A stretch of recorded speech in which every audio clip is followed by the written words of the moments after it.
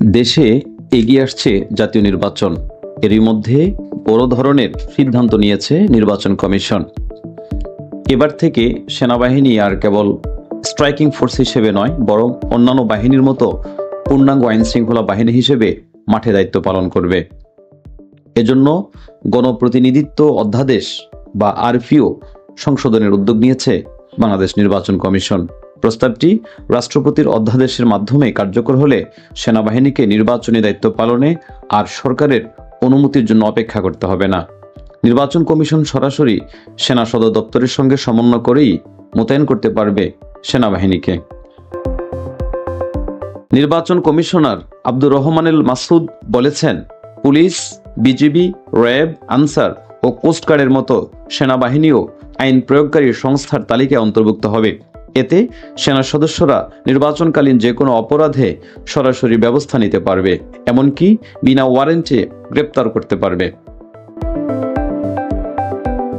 এর আগে 2001 সালের নির্বাচন সামনে রেখে সেনাবাহিনীকে আইন প্রয়োগকারী বাহিনী হিসেবে অন্তর্ভুক্ত করা হলেও 2008 সালে তা বাদ দেওয়া হয়। তবে দীর্ঘদিনের দাবি ও নির্বাচন ব্যবস্থা সংস্কার কমিশনের সুপারিশে এবার আবার ফিরিয়ে আনা হচ্ছে বাংলাদেশ সেনাবাহিনীকে।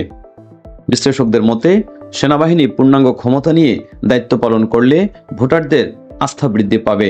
সাবেক সেনা কর্মকর্তা এমদাদুল ইসলাম মনে করেন, এতে নির্বাচন কমিশনের হাতে নিয়ন্ত্রণ বাড়বে আর সরকারের দিকে তাকিয়ে থাকতে হবে না। ঢাকা বিশ্ববিদ্যালয়ের অধ্যাপক ডক্টর সাব্বির আহমেদ বলেছেন, বাংলাদেশের বাস্তবতায় সেনাবাহিনী ছাড়া সুষ্ঠু নির্বাচন সম্ভব নয়। বিশেষ করে 2018 সালের নির্বাচন ও সাম্প্রতিক রাজনৈতিক অস্থিরতার পর সেনাবাহিনীকে বড় ভূমিকা পালন করতেই হবে। আগামী নির্বাচনে 1.5 লাখ পুলিশ মোতায়েন থাকবে, সঙ্গে বিজিবি, আনসার, কোস্টগার্ড এবং প্রায় 80,000 সেনা সদস্য মাঠে দায়িত্ব পালন করবে বলে জানা যায়।